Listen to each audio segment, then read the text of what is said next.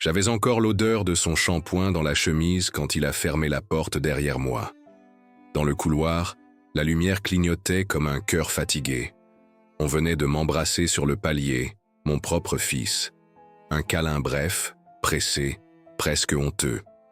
Ses mains avaient tremblé sur mes épaules. J'ai cru que c'était l'émotion. Puis la serrure a tourné. Une fois, 2 fois. Et j'ai compris trop tard que ce n'était pas un au revoir, mais un adieu camouflé. « Papa, on parle demain, d'accord?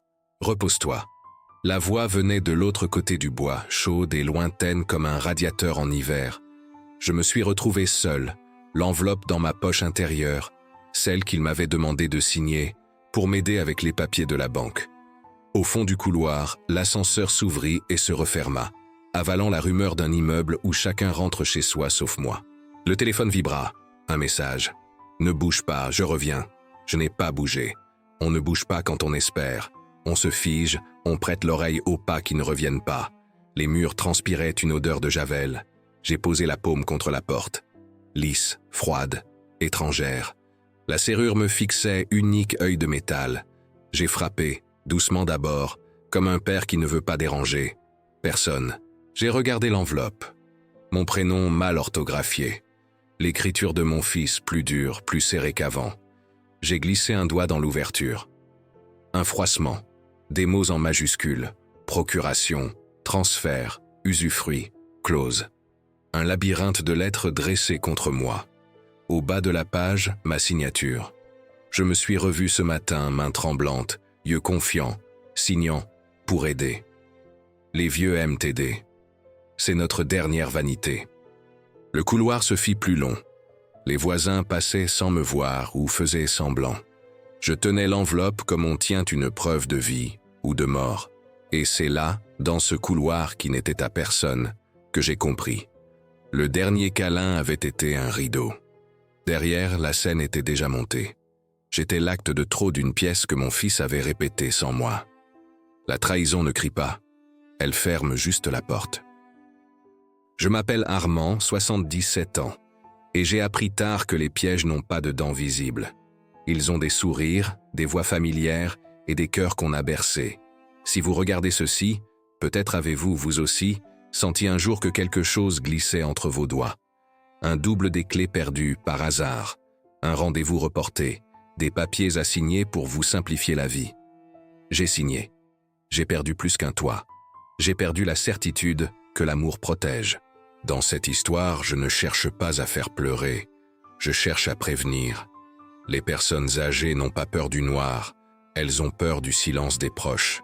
J'ai marché dans ce silence comme on marche dans la neige.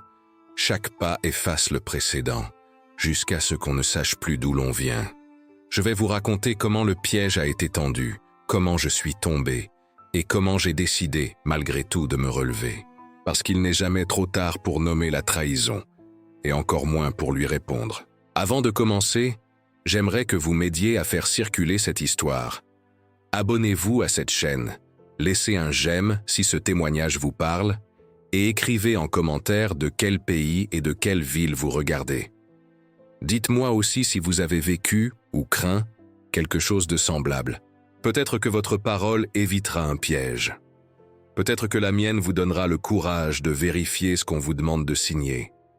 Nous allons entrer ensemble dans un appartement verrouillé, ouvrir des enveloppes qu'on ne lit jamais et remettre la lumière là où elle clignote depuis trop longtemps.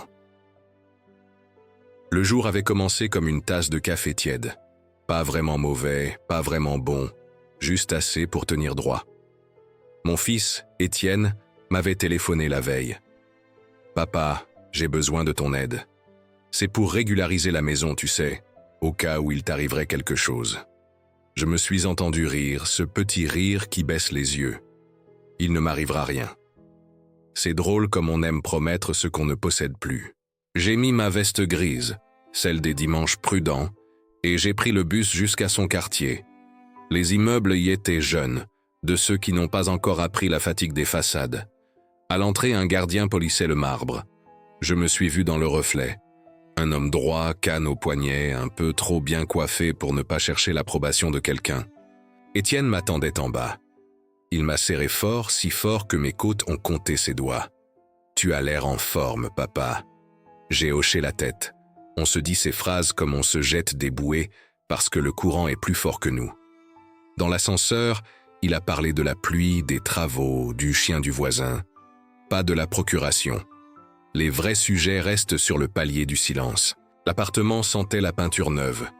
Sur la table, une chemise à élastique, couleur menthe, promettait la fraîcheur administrative. Documents. J'ai pris place. Étienne a posé sa main sur mon épaule. « Je t'expliquerai en détail après, c'est juste pour que ça ne bloque pas chez le notaire. » J'ai pensé à ta mère, ai-je failli dire. Elle aurait lu chaque virgule. Moi, je lui faisais confiance à lui. Faire confiance, c'est un métier qu'on apprend quand on n'a plus la force d'en apprendre d'autres. Le stylo a glissé. Une signature ici, une initiale là. Mon nom s'étirait comme une corde. Je pensais aux albums photos, au Noël, aux anniversaires. J'écrivais chacun de ses souvenirs à l'encre bleue. Étienne souriait, mais ses yeux allaient et venaient vers l'horloge.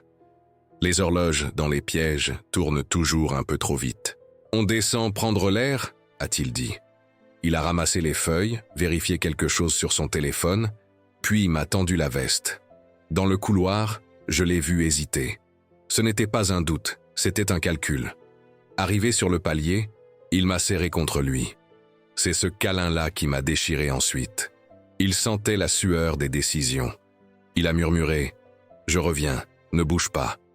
J'ai hoché la tête, docile comme un vieil arbre. La porte s'est refermée. Le double déclic a claqué comme un verdict.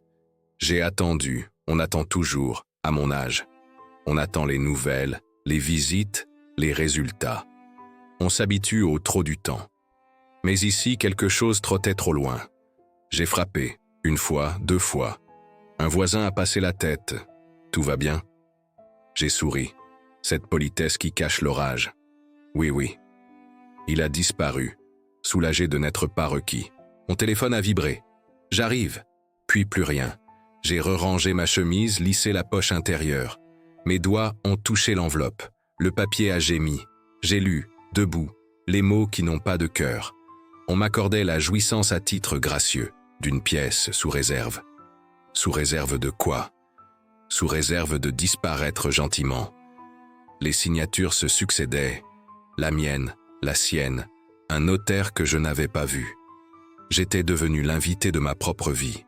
Quand l'ascenseur s'est ouvert de nouveau, c'était la femme de ménage. Elle m'a regardé avec cette pitié que l'on réserve aux parapluies oubliés. « Vous attendez quelqu'un ?» J'ai dit « Mon fils ». Elle a hoché la tête, a posé un seau contre le mur, a commencé à frotter les marches.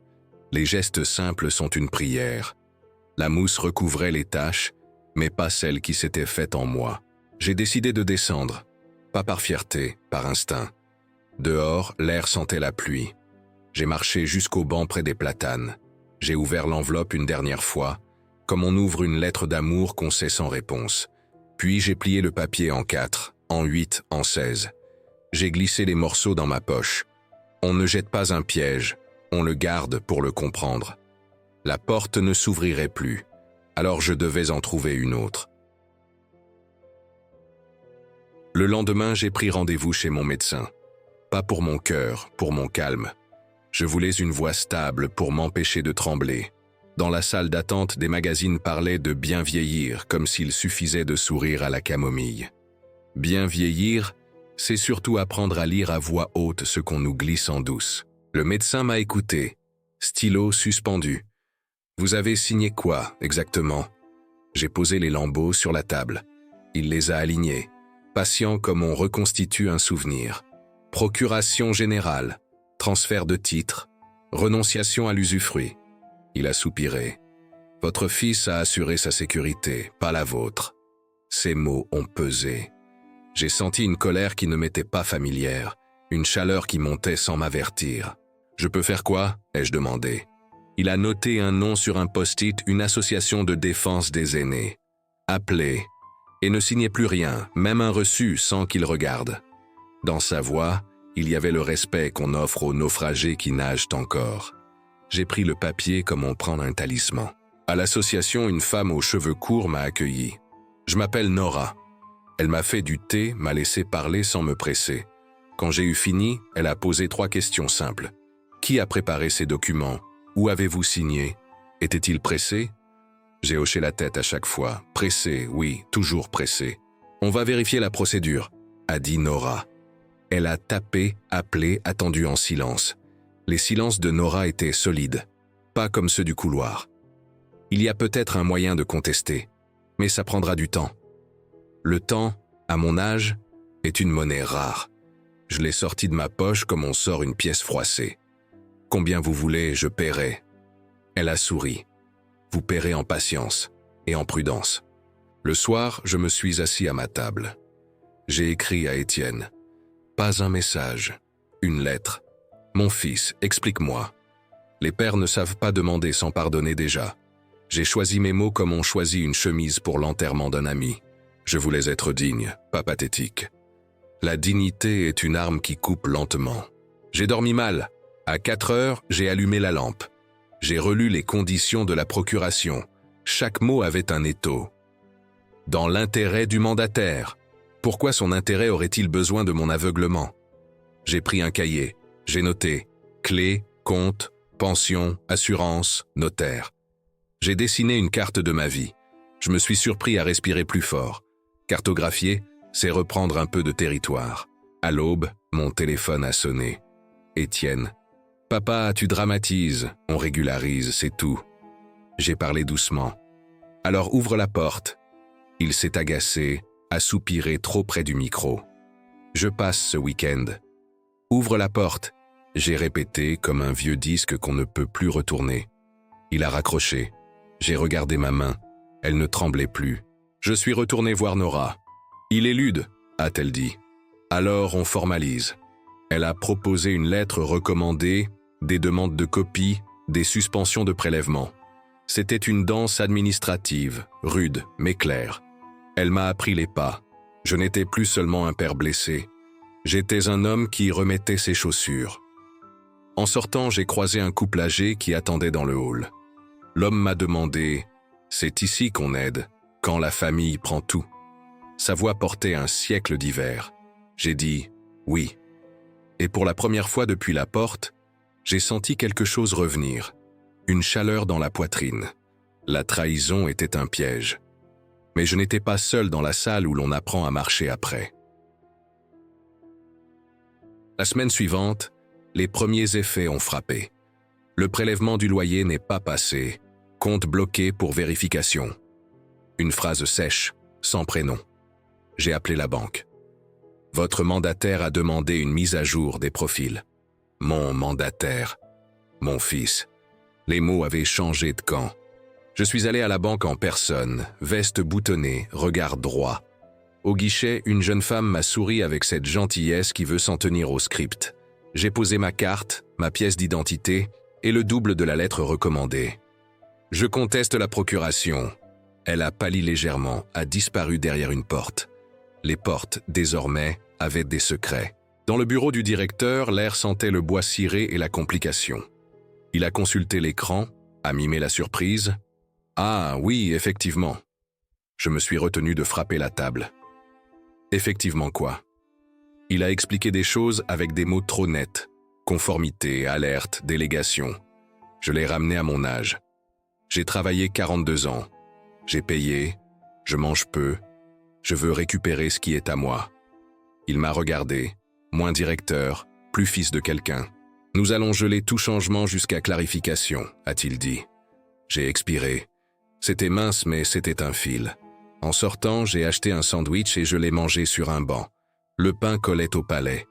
Un moineau, téméraire, a piqué une miette. Je lui ai laissé la moitié. On apprend à partager autrement quand on vous prend le reste. Étienne a retexté « Je passe demain.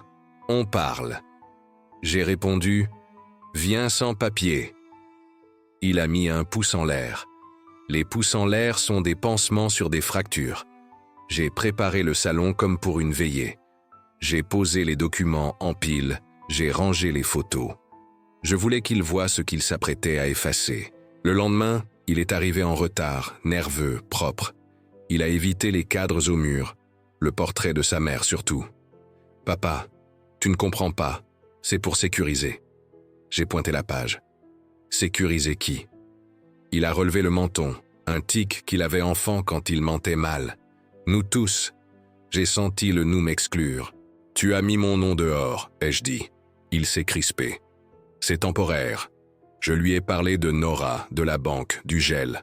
Ses yeux ont fait un calcul rapide. Puis il a changé de stratégie. Tu veux que je m'en aille? La culpabilité est une ficelle qu'il savait tirer. Je l'ai tranchée. Je veux que tu me respectes. Il a ri, sec. C'est toujours pareil avec toi, tu dramatises. Je me suis levé. Ma canne a cogné le parquet, puis j'ai posé la main sur son épaule. Son câlin à lui, retourné. Non, ai-je dit. Je me réveille. Il a baissé les yeux. Le silence a tenu quelques secondes. Puis il a pris ses clés. Je repasse plus tard. Après son départ, j'ai appelé Nora. Il nie, ai-je dit. Alors on trace, a-t-elle répondu. Elle m'a appris les mots qui laissent pour des traces. Accusé de réception, consignation, copie certifiée. Je prenais des notes, appliquées. J'avais l'air d'un élève qui découvre tard l'utilité de l'école. J'aurais voulu apprendre ça à 20 ans. Je l'apprenais à 77, c'est tout. La nuit, j'ai rêvé du couloir. La lumière clignotait, mais cette fois j'avais la clé. Je la tournais et ça n'ouvrait pas. Alors j'ai frappé, non pas avec la main, mais avec mon nom. Les lettres se sont plantées dans la porte comme des clous. Je me suis réveillé en sueur, mais sans peur. Le piège se resserrait. Moi aussi. Le matin suivant, Nora m'a emmené chez une juriste bénévole, Maître Vallière. Petite, déterminée, un regard qui coupe en deux les phrases inutiles.